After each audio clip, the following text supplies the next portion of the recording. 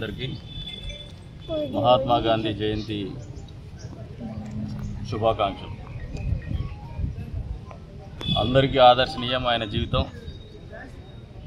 ఈ రోజున రాజకీయ వ్యవస్థలో ఉన్నటువంటి నాయకులు మహాత్మా గాంధీ జయంతిని ఆచరించడం కాకుండా, పూలహారం వేయడం కాకుండా, ఆయన చెప్పినటువంటి విధానాల్ని పాటించాల్సినటువంటి అవసరం దేశానికి ఉందని చెప్పేసి బలంగా నేను నమ్ముతున్నాను. అందులో భాగంగానే చిన్నపిల్లలు అప్పుడు చదువుకుంటాం, సత్యాగ్రహి పాటింపవలసిన నియమాలే అందరూ దాన్ని స్ఫూర్తిగా తీసుకొని సత్యాగ్రహిగా మారాలని చెప్పేసి పిలుపునిస్తున్నాం. మహాత్మా గాంధీ గారు ఏదైతే కలలు కన్నారో గ్రామ స్వరాజ్యం, ఆ గ్రామ స్వరాజ్యం సాధించే దిశగా అందరూ కలిసి అడుగులేద్దామని చెప్పేసి కూడా ఈ సందర్భంగా తెలియజేస్తున్నాం. అంతేకాకుండా కదిరి పట్టణంలో కూడా అందరూ విగ్రహాలు పెట్టేస్తున్నారు, కానీ గాంధీని అయితే మేము చిన్నప్పటి నుంచి ఇక్కడే చూస్తున్నాము. రోడ్డు మీద ఖచ్చితంగా గాంధీ విగ్రహాన్ని ఏర్పాటు చేస్తాం.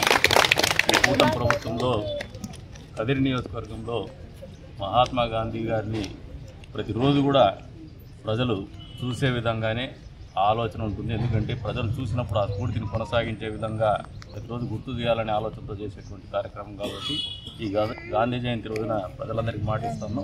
ఆ కార్యక్రమము సజావుగా చేస్తాం, పూర్తి చేస్తామని చెప్పేసి కూడా తెలియజేస్తున్నాం. మరొకసారి నియోజకవర్గ ప్రజలందరికీ కూడా మహాత్మా గాంధీ జయంతి శుభాకాంక్షలు.